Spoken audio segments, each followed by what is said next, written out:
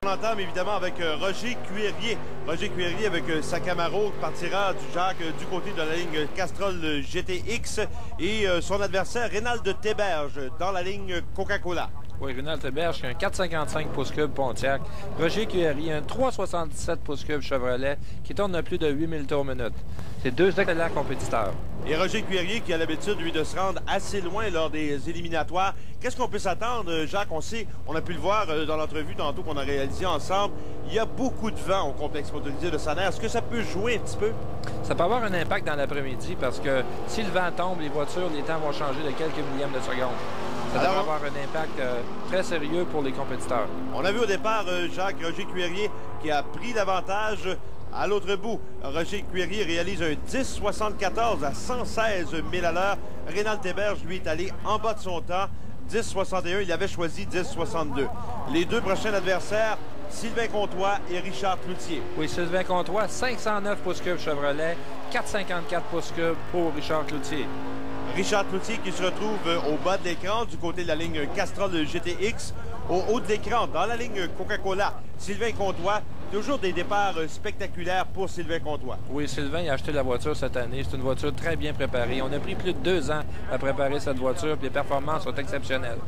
Et il faut voir maintenant sur l'arbre de Noël les lumières qui allument. Et la lumière rouge, on fait scintiller la lumière rouge du côté de Richard Cloutier, dans la ligne Castrol GTX. Donc la victoire automatique à Sylvain Comtois.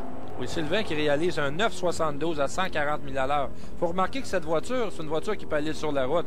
On a complètement l'intérieur de la voiture. C'est une voiture qui peut donc être immatriculée pour circuler sur les routes au Québec? Oui, circuler sur les routes au Québec. Donc, une des voitures les plus rapides au Québec. Les deux prochains adversaires, on retrouve Paul Poirier et Serge Giroux. Oui, Serge Giroux qui a un 522 pouces cubes dans cette Camaro. Et côté droit, ici, on a Paul Poirier avec un 350 pouces cubes Chevrolet. Évidemment, quand on parle de côté droit, c'est les côtés au bas de l'écran. La ligne Castrol GTX, on le rappelle, et la ligne Coca-Cola qui est de l'autre côté. Là où se retrouve Serge Giroux, il y a toujours des réchauffements de pneus spectaculaires, Serge Giroux. Oui, Serge Giroux, je pense qu'il a un bon budget de pneus parce que toutes les fois qu'il réchauffe les pneus, là, il réchauffe abondamment. Ce qu'il faudrait savoir, c'est si c'est des BF Goodrich. Ah, peut-être, on ne sait pas. Alors, on s'apprête à prendre le départ. Les deux pilotes qui sont en attente, évidemment. Les lumières qui descendent et la lumière rouge, encore une fois. Deuxième départ consécutif, Jacques, avec une lumière rouge. Oui, les compétiteurs, là, dans une grosse compétition comme ça, c'est très stressant. Et puis, plusieurs font des lumières rouges parce qu'ils veulent avoir la meilleure lumière. Puis, des fois, on force un peu trop. Alors, 10,68 à 109 000 à l'heure pour Paul Poirier. C'est bon pour la victoire. Claude Allard qui rencontre, lui, Yves Gillard avec sa Nova. Oui, Yves Gillard qui a une voiture très bien préparée. Pour manquer, la voiture soulève automatiquement du sol, donc c'est la suspension qui est parfaite. Alors, les temps choisis, 10,63 pour Claude Allard du côté avec la Vega, du côté de la ligne Coca-Cola. Yves Gillard, il a choisi 10,44.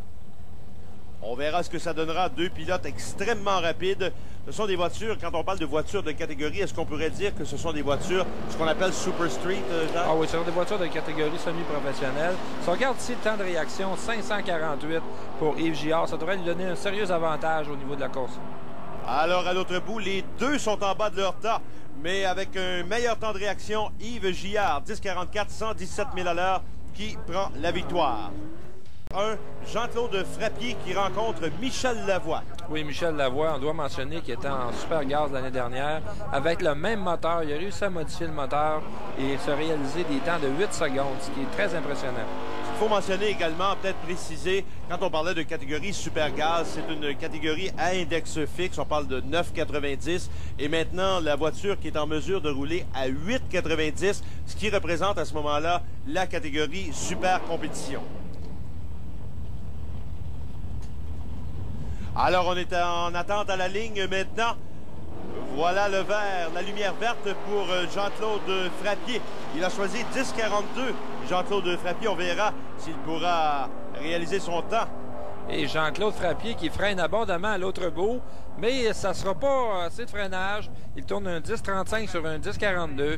Il est en bas de son temps, donc automatiquement, c'est Michel Lavoie qui gagne. Michel Lavoie qui accède donc à la ronde suivante. Et 8,85, c'est très bon. On retrouve maintenant Christian Briet et Alain Cochon, deux autres voitures de l'Atlas Super Compétition, justement. Oui, c'est deux voitures qui sont habituées de compétitionner dans une classe de 8,90 pour les deux voitures égales. Il y a un départ égal. À ce moment-ci, il va y avoir seulement quelques centièmes de différence. Donc, c'est question de centièmes. On a pu s'en apercevoir. On a une lumière rouge du côté de Alain Cochon de l'équipe Snap-on, dans la ligne Castrol GTX qui a fait allumer la lumière rouge. On est de retour dans quelques instants à RDS motorisé Top Oil. Et on est de retour avec les voitures des Hot Rods from Hells.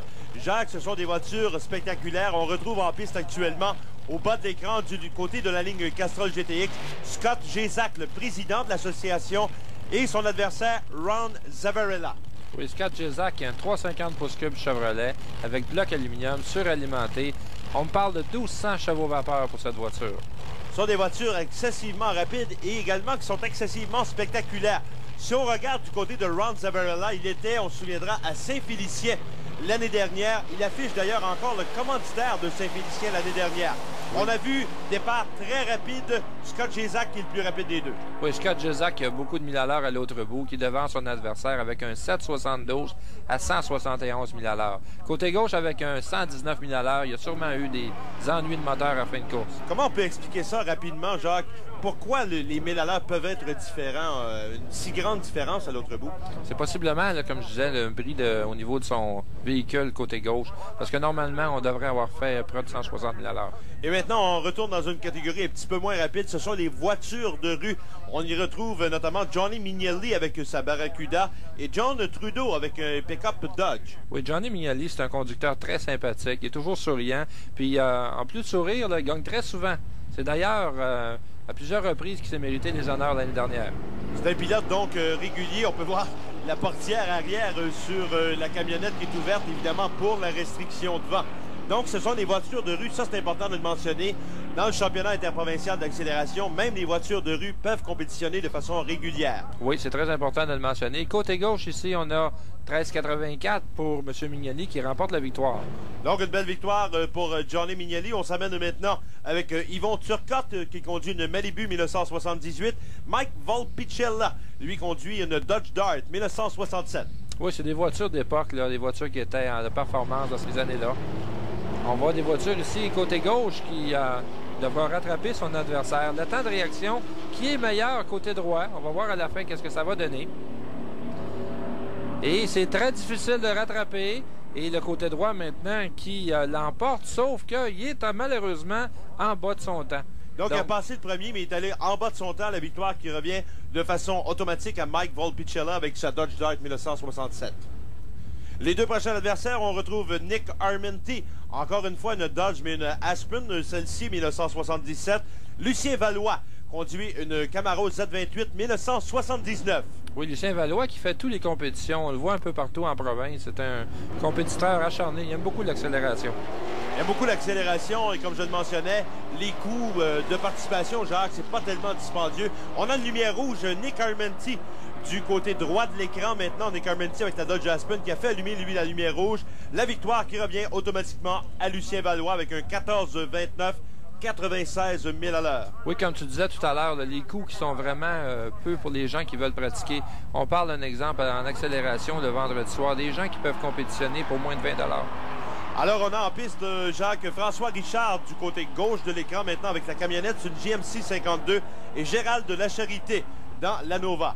Et c'est le temps de réaction qui a fait la différence. Le meilleur temps de réaction pour Richard qui se mérite la victoire avec un temps de 13,83 pour François Richard, donc c'est très bon.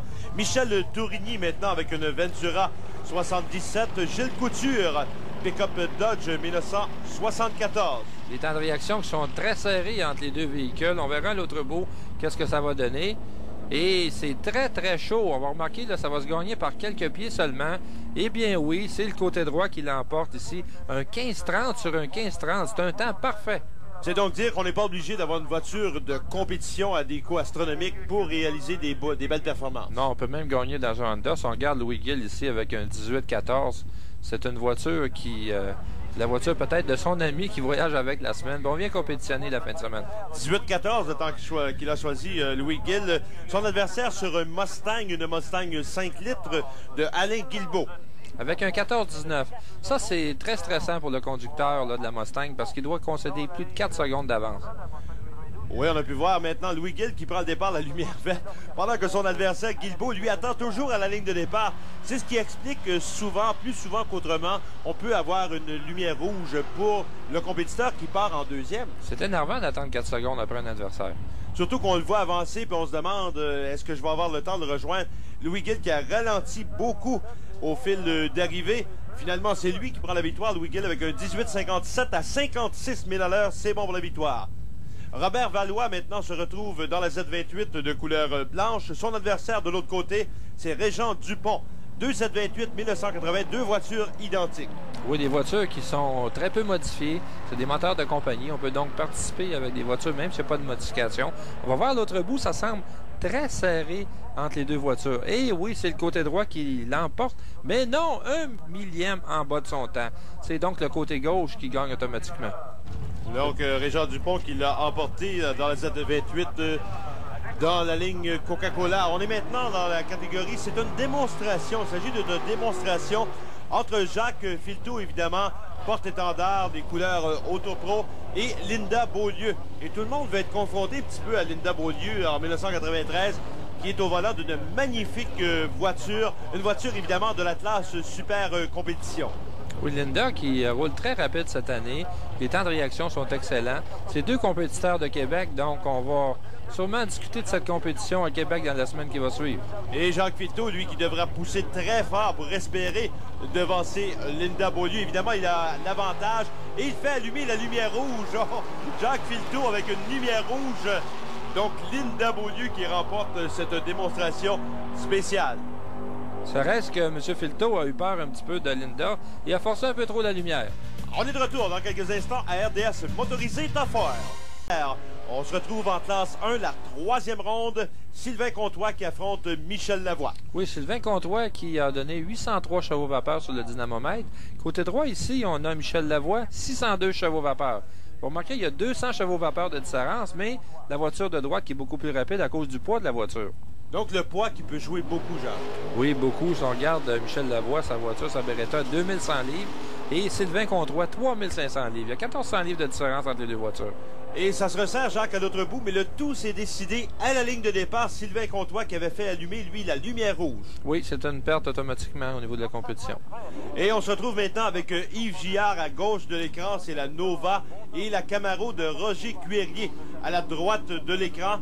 On se retrouve dans la ligne Coca-Cola pour Roger Cuérier et dans la ligne Castrol et Yves Gillard avec un départ spectaculaire. Oui, un excellent départ. Un meilleur temps de réaction pour Yves Gillard. Il devrait avoir une légère avance à l'autre bout.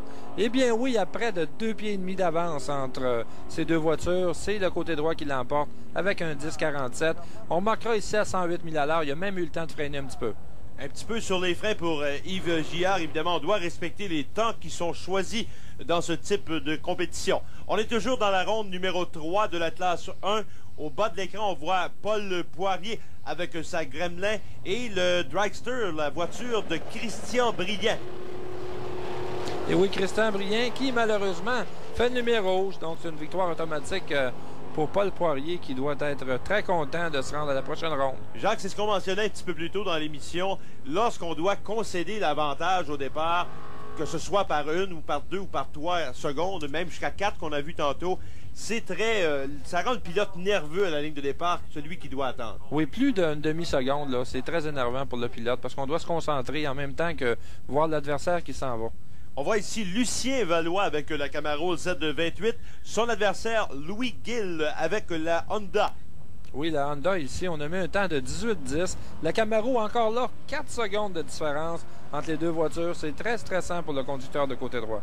Et on voit la Honda de Louis Gill qui s'amène le premier, semble-t-il, au fil d'arrivée sur les freins à l'autre bout. Ça, on voit cette pratique-là assez régulièrement. Les deux sont en bas de leur temps, le moins en bas de son temps du côté de la ligne Castrol. C'est Lucien Valois qui l'emporte. Et oui, lorsqu'on est en bas de leur temps, les deux voitures, on prend celui qui est le plus près de son temps, celui qui a le plus le tas de perfection. Johnny Mignelli maintenant qui affronte Robert Valois avec la Z28 blanche. Oui, Johnny Mignelli, si on remarque à toutes les courses, il se rend très loin. Il se rend probablement à toutes les finales, à plusieurs courses qu'il fait. Et Johnny Mignelli, c'est lui qu'on voit avec la Barracuda 1970 au réchauffement de pneus. Toujours important le réchauffement de pneus, Jacques, dans ces voitures qui sont quand même assez performantes du côté, on se souviendra, début des années 70, les fameux moteurs 340 pouces cubes. Oui, qui sont très puissants. Puis si on remarque, là, aussitôt que le pneu va tourner un quart de tour seulement, ça affecte toute la dynamique de la course. Et on voit maintenant Johnny Mignelli qui se prépare. Donc, les temps de réaction qui vont être surveillés par les deux compétiteurs, on va essayer de partir le plus près de la ligne. Et c'est Johnny Mignelli avec un temps de réaction de 579 qui prend presque un dixième d'avance sur son adversaire. Il devrait le rattraper assez facilement à l'autre bout. Eh bien oui, Johnny Mignelli qui s'avance, est-ce qu'il va le coiffer? Eh bien oui, Johnny Mignelli qui le remporte la victoire avec un temps de 13,91 à 92 000 à l'heure. 14,71 du côté de Valois à 91 000 à l'heure, un seul 1000 à l'heure de différence et un petit peu moins, devrais-je dire, de 1 seconde à l'arrivée. Évidemment, c'était l'handicap qu'on avait au départ, pratiquement 1 seconde. Le tout s'est joué à la ligne de départ. François Richard, maintenant, avec son magnifique pick-up. C'est un pick-up GMC 1952. Il y a une commandite de Bernard Performance pour cette voiture. La Dodge Dart, c'est Mike Volpicella. C'est une Dart 1977. Oui, en 1977, une voiture qui est très bien restaurée. Il participe à plusieurs expositions avec la voiture et tout en condition d'originalité. Jacques, on en a parlé un petit peu plus tôt. Les coûts, les frais pour participer, j'aime le rappeler souvent, puisqu'on sait qu'il y a beaucoup de gens qui se permettent encore peut-être de faire de l'accélération dans les rues, mais je pense que le circuit interprovincial ou encore les courses d'accélération à l'Autodrome Saint-Eustache le vendredi soir, c'est fait justement pour les voitures de rue pour se pratiquer. Oui, ça permet aux gens de pouvoir compétitionner sans avoir de billets à l'autre bout de la piste. Ça, c'est important. 94 000 à l'heure du côté de la ligne Castrol. Ce n'est pas suffisant. La victoire qui revient à François Richard, 13,81 à 80 000 à l'heure. Sur un 13,80 demandé, c'est une ronde presque parfaite pour lui. Et François Richard, c'est un compétiteur, un pilote régulier du circuit interprovincial. Et maintenant, on a une course seule. Quelle est la stratégie, Jacques, quand on a une course seule dans une des rondes éliminatoires? C'est Jules Couture de Grimby avec son pick-up Dodge. Quelle est la stratégie qu'on doit utiliser? Ce qui est important, c'est que dans une course seule, on ne peut pas perdre. Donc, pour tenir compte des changements de température qui peuvent se produire du matin ou de l'après-midi, on pousse à fond. Puis même si on va à bas de son temps, on gagne automatiquement. Donc, on va voir ce compétiteur ici qui va pouvoir avoir un nouveau temps qui est un avantage pour la prochaine ronde, avec un 15-11 à 87 000 à l'heure. Et on y va, main tâche. On est de retour au complexe motorisé de Saner avec Michel Lavoie et Paul Le Poirier. On est en demi-finale. Oui, Michel Lavoie qui a réussi très bien aujourd'hui. On le voit gagner ronde après ronde. C'est la lumière rouge. Paul Poirier qui a fait allumer la lumière rouge. C'est pourquoi?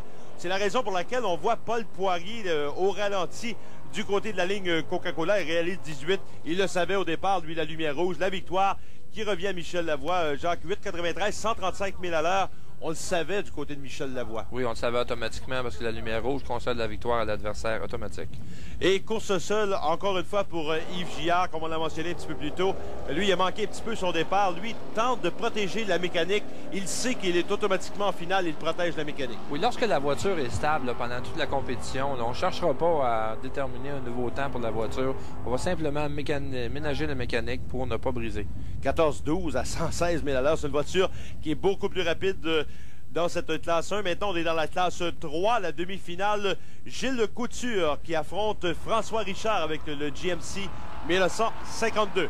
Et oui, puis c'est deux camions ici, un camion d'époque et l'autre camion des années 70. Ça semble très serré à l'autre bout, mais on voit François Richard qui coiffe l'adversaire d'environ quelques pieds, qui lui donne la victoire avec un 13,73. Sur les freins un petit peu à l'autre bout, donc il y a beaucoup de tactique à ce niveau. Johnny Mignelli et Lucien Valois sont les deux autres participants à cette demi-finale. Oui, Johnny Mignelli, comme on parlait dans le passé, il se rend souvent en finale. Maintenant, la finale est proche pour lui.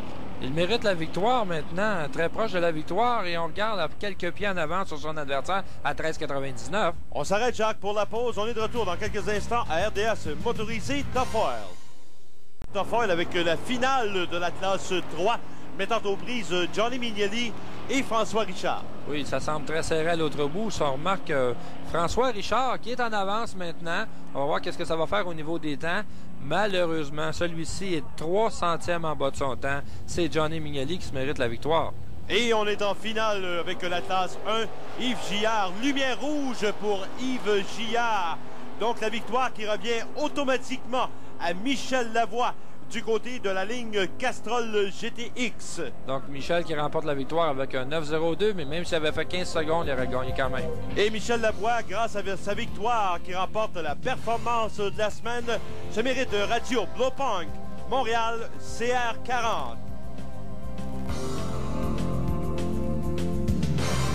Alors voilà, mesdames et messieurs, c'est tout déjà au nom de Jacques Lebel. Mon nom est Denis Lecourt. Merci d'avoir été des nôtres. On vous dit à la semaine prochaine pour une autre émission RDS Motorisé Top Oil.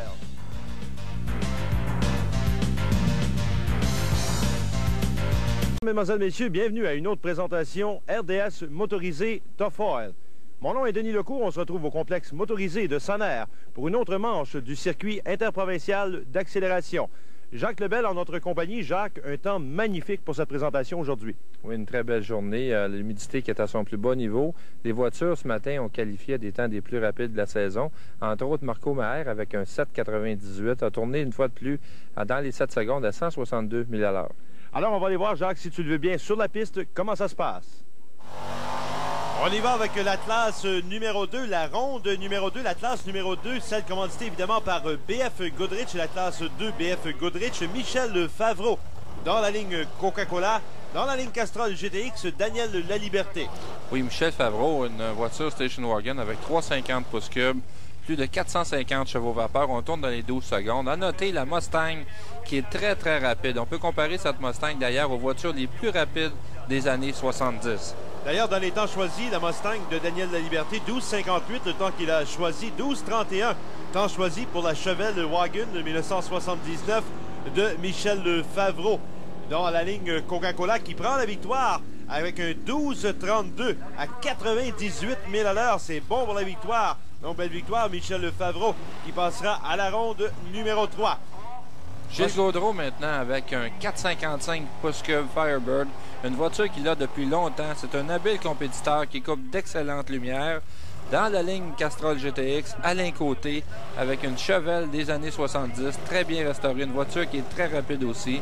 Ça devrait être une excellente compétition, deux compétiteurs acharnés avec beaucoup d'expérience. Évidemment, la classe 2, qui est une classe quand même assez spectaculaire, la classe BF Goodrich.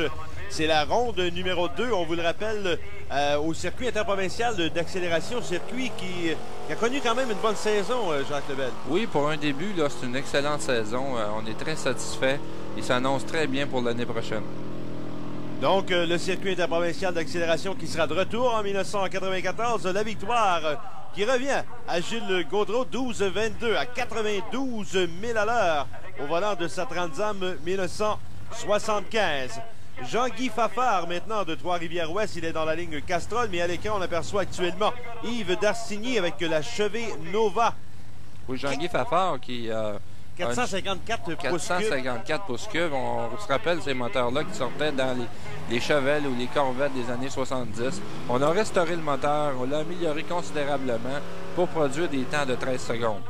C'est une magnifique voiture, Jacques, et les Nova, justement, qui ont servi dans la majorité des types de compétitions d'automobiles. On pense évidemment à l'accélération, mais également aux compétitions de stock car où on retrouvait beaucoup de carrosseries de Chevrolet Nova.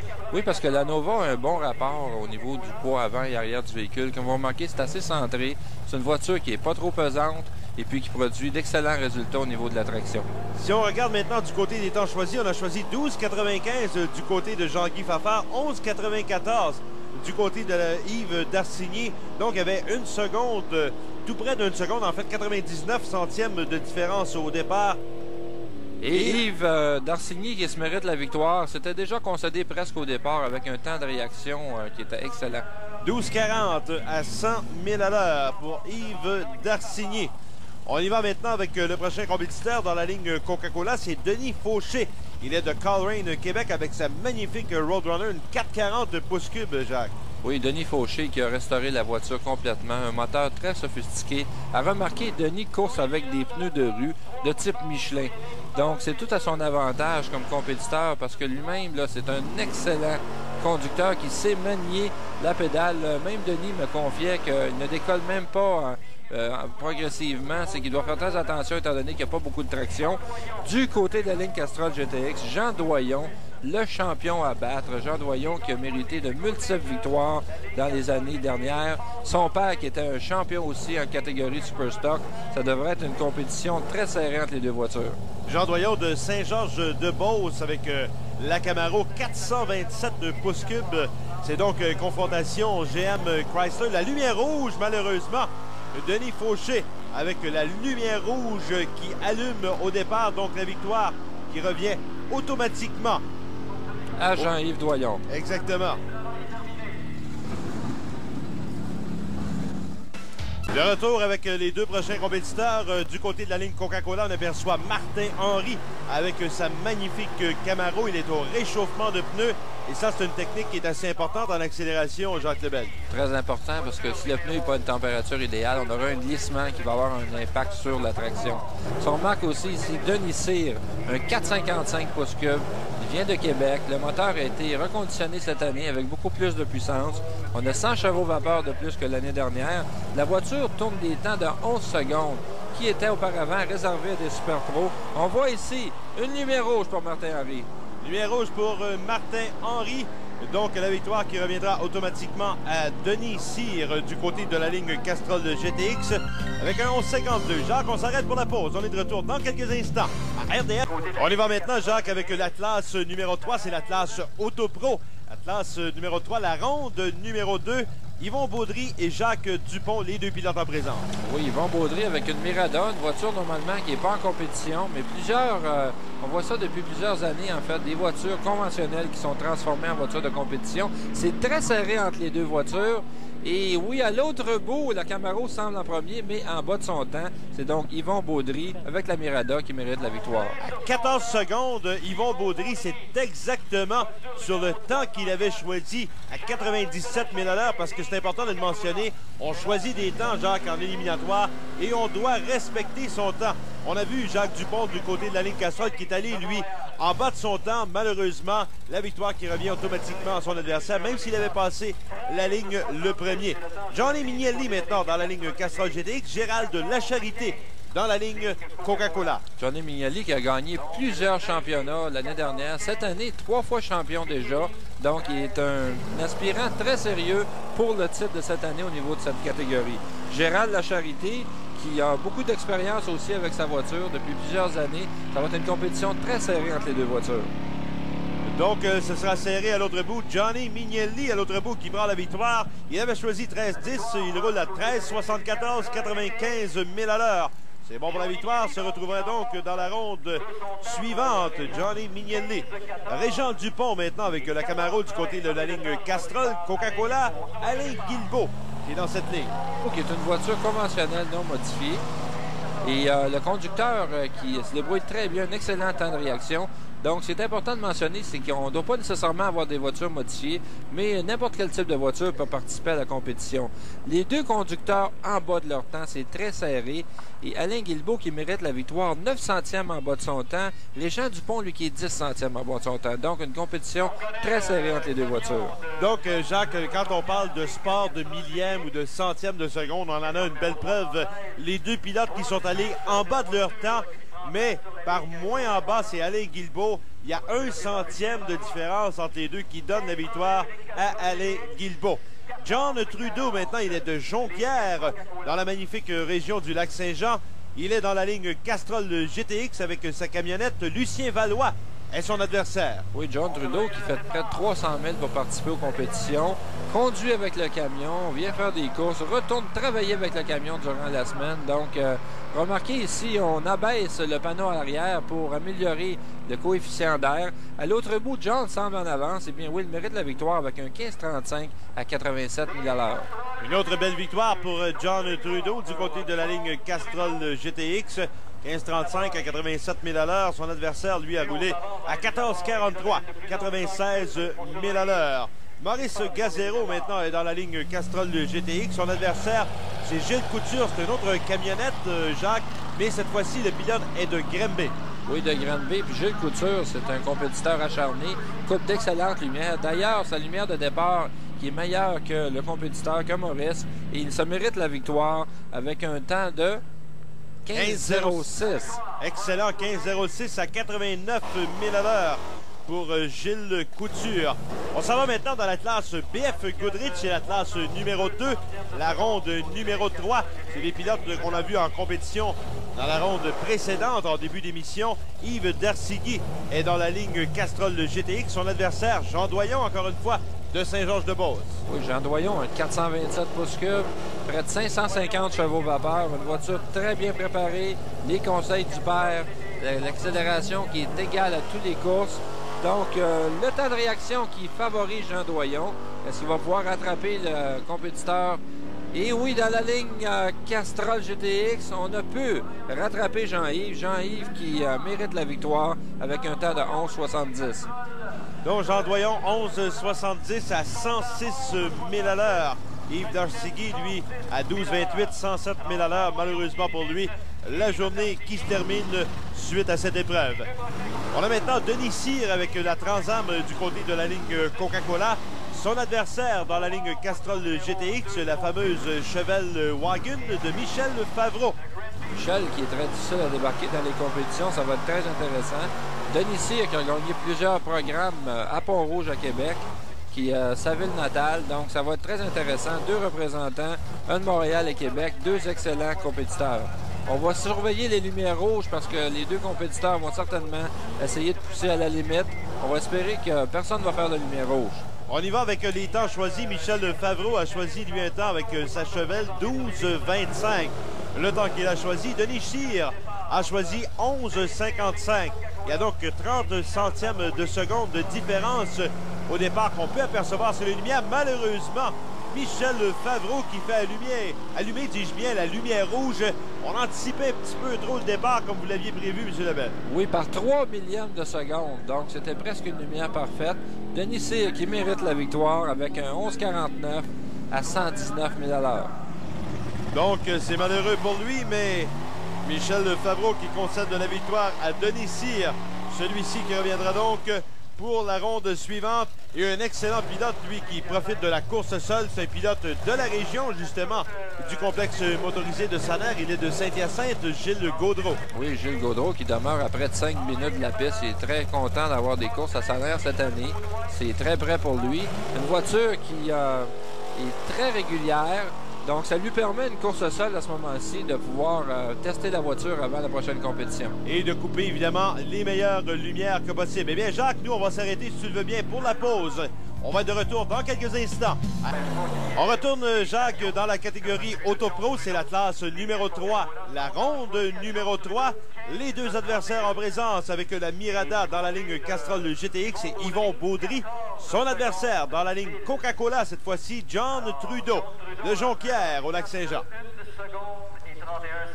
Oui, John Trudeau qui concède 1 seconde 31, donc il va partir avant son adversaire. Yvon Baudry qui va essayer de le rattraper avec la 340 pouces cubes de Dodge Mirada. Un excellent temps de réaction pour John Trudeau. Ça va être très difficile de rattraper John par Yvon, mais cependant, il semble y avoir une baisse au niveau du temps. Le camion qui décélère, on voit la Mirada à l'avance à l'autre bout. Et la Mirada qui mérite la victoire avec un temps de 14,37 à 67 000 $. On a pu même modérer la voiture. Je pense qu'on a eu une petite erreur du côté de John Trudeau. Il avait bel et bien choisi 15,31, mais il a tourné à 15,09. Je pense qu'on s'était peut-être trompé un petit peu dans le temps qu'il a choisi. Pas nous qui s'est trompé, mais lui s'est trompé peut-être en choisissant son temps, Jacques. Oui, il n'a pas anticipé le bon temps au niveau du camion, pourtant qui est très consistant, puis ça lui a en fait causé la défaite. Alain Guilbeault maintenant avec la Mustang du côté de la ligne Coca-Cola.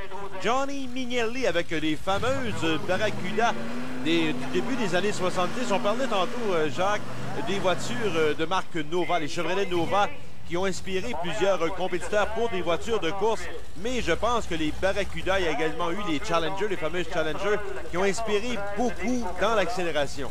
Oui, il y a eu beaucoup de ces voitures. Ça a commencé avec les Dart Swinger en 68.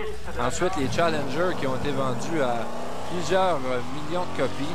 Si on regarde ici, un moteur 383 pouces cubes pour Johnny, qui est très consistant au niveau de l'accélération. Johnny qui rattrape légèrement la Mustang. La Mustang qui devrait mériter la victoire s'il n'est pas en bas de son temps.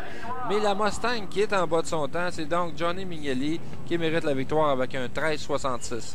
13,66. Les deux pilotes étaient en bas de leur temps, mais le moins en bas par seulement 2 centièmes de seconde. Johnny Mignelli qui prend la victoire. On parle de Barracuda, on parle de Challenger. Évidemment, Jacques, il ne faudrait pas passer sous le silence un personnage qui, lui, les produits Chrysler, il en rêve pratiquement. C'est Elvisio Mazza qui a été éliminé plus tôt en journée, qui, lui, en possède quelques-unes de ce type de voiture. Oui, Elvisio qui possède plusieurs voitures de type Chrysler. Il a réfectionné un moteur 426 qui appartenait originalement à un pilote de Superstock. Il est très passionné des voitures Chrysler. Il fait des voitures d'exposition. Elvisio qui a vraiment une équipe de travail formidable pour restaurer des voitures.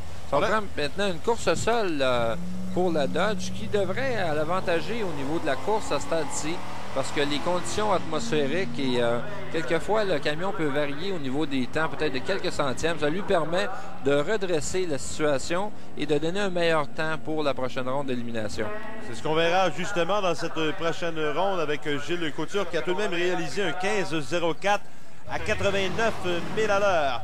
On se ramène maintenant dans la classe numéro 2, c'est la classe BF Goodrich, la ronde numéro 4. La ronde numéro 4, ça veut dire, ça, Jacques Lebel, la demi-finale qui met aux prises les deux premiers adversaires. Ben, c'est Denis Cyr du côté de la ligne Castrol GTX avec sa Trans-Am. Gilles Gaudreau également sur Trans-Am, cette fois-ci dans la ligne Coca-Cola. Deux moteurs 455 pouces cubes dans les deux cas. Gilles qui a une voiture très bien préparée. Denis Cyr aussi. C'est une compétition qui va être certainement très serrée entre les deux compétiteurs. Les temps de réaction qui sont excellents pour les deux. Très peu d'handicap entre les deux voitures d'ailleurs. Gilles Gaudreau à la droite de l'écran, il a choisi 11,98. Denis Cyr a choisi 11,55. On a 43 centièmes de seconde de différence au départ. On va voir ce que ça va donner à l'autre bout. C'est très serré. Les deux compétiteurs en bas de leur temps, d'ailleurs. Denis Cyr, 11,52. Il avait choisi 11,55. Il est en bas de son temps. C'est bon du côté de Gilles Gaudreau, 12,03 et seulement 5 centièmes en haut du temps choisi. Donc, la victoire pour Gilles Gaudreau. Et Jean Doyon qui profite, lui, avec la Camaro SS, la course seule. Jean Doyon avec un 4,27 pouces cubes, toujours, voiture très bien préparée. Jean va bénéficier d'une ronde seule qui va lui permettre de pouvoir stabiliser son temps, donc un avantage pour la prochaine compétition. On pourrait parler, Denis, en passant du circuit cette année qui semble avoir connu beaucoup de succès. On a eu près de 300 compétiteurs différents qui ont participé. Et puis, ça annonce très bien pour l'année prochaine. Est-ce qu'on entend, Jacques, justement, puisqu'on parle du circuit interprovincial pour 1994, est-ce qu'on entend garder la même formule au niveau des points attribués aux pilotes? Cette formule devrait changer à la suggestion de plusieurs compétiteurs. Le fond de points devrait sensiblement être le même, peut-être avec des petits ajustements, mais à chaque programme, il devrait y avoir une nouveauté pour permettre de l'entrain et favoriser toutes les classes de compétition en même temps. Donc, Jean Doyon qui a profité de la course seule, qui accède donc automatiquement à la finale. Il réalise un temps de 11,28 à 119 000 à l'heure. Bon, on a une autre demi-finale cette fois-ci. C'est dans la classe numéro 3. La classe 3, la ronde numéro 4, c'est la classe Autopro. Yvon Baudry avec la Mirada du côté de la ligne Castrol GTX. Gilles Couture est du côté de la ligne Coca-Cola. On se souviendra tout à l'heure que Gilles Couture avait fait un 15,04 en ronde éliminatoire. Donc, on va voir si ça va lui servir pour cette course, d'avoir stabilisé sa voiture. Il avait choisi 15,05, Jacques. Il tourne à 15,06, pendant qu'Yvon Baudry, lui, va 5 centièmes en bas de son temps. Et on aura le prochain compétiteur qui affrontera Gilles Couture qui vient de prendre la victoire en grande finale. Il profite, lui, d'une course seule En demi-finale, c'est Johnny Mignelli. Johnny Mignelli, c'est un pilote que Jacques, je m'excuse, que vous connaissez bien et que vous voyez régulièrement à Saint-Eustache où vous présentez des courses à tous les vendredis soirs. Pour 1994, on s'attend à quoi à l'Autodrome Saint-Eustache en accélération? Une saison très spéciale, c'est notre 10e anniversaire. On ouvre le 6 mai, à ne pas manquer. Puis il y aura beaucoup d'activités et beaucoup de surprises tout au long du mois de mai pour les coureurs. Donc, un excellent circuit de compétition, encore une fois, l'Autodrome Saint-Eustache. Et le retour également du circuit interprovincial d'accélération. Les calendriers, évidemment, des événements qui seront annoncés au cours des prochaines semaines. Alors, Johnny Mignelli qui accède directement à la finale contre Gilles Couture. Nous, on s'arrête pour la pause. On est de retour dans quelques instants à RDS, motorisé Top 4. C'est Top 4, le circuit interprovincial d'accélération. La ligne Coca-Cola, c'est la finale de la classe numéro 2. C'est la classe BF Goodrich. Dans la ligne Coca-Cola, comme j'allais mentionner, on le voit au réchauffement de pneus, c'est Gilles Gaudreau de Saint-Hyacinthe. Son adversaire, Jean Doyon de Saint-Georges-de-Beauce. Gilles Gaudreau, 4,55 pouces cubes Pontiac, 4,27 pouces cubes gros bloc Chevrolet pour Jean Doyon. Les handicaps qui sont de 68 centièmes de différence, 11,98 pour Gilles Gaudreau. Jean Doyon avec un 11,30. Deux compétiteurs excellents, je dirais. Ça va être probablement la ronde de la journée. Ça va être très serré entre les deux compétiteurs. Deux pilotes qui ont fait leur marque par leur régularité, Jacques. Mais là, il y en a un qui a été moins régulier au départ. C'est Jean Doyon qui a fait allumer la lumière rouge au départ. La lumière rouge au départ pour Jean Doyon, la victoire. Donc, il revient de façon automatique à Gilles Gaudreau. Et de toute façon, il était allé 6 centièmes de seconde en bas de son temps. Notre ami Jean Doyon, donc Gilles Gaudreau, double victoire dans cette finale. Il emporte donc Gilles Gaudreau, le grand vainqueur de cette finale de la classe 2 qui était la classe BF Goodrich. Mettons la classe Autopro, la classe numéro 3, la grande finale. Et le vainqueur de cette finale, Jacques, va se mériter notre performance de la semaine. Va se mériter un Radio Blowpunk Montréal CR40. Pour la performance de la semaine, habituellement, on donne les performances dans les catégories supérieures, mais on va y aller avec la classe numéro 3 pour cette semaine. C'est Gilles Couture qui est dans la ligne Coca-Cola qu'on aperçoit les cas. Son adversaire, Johnny Mignelli. Un excellent temps de réaction pour Johnny Mignelli qui rattrape le camion à l'autre bout. Il devrait remporter la victoire assez facilement avec un 13,74 à 88 000 $. Il mérite la victoire. Il mérite la victoire et notre performance de la semaine.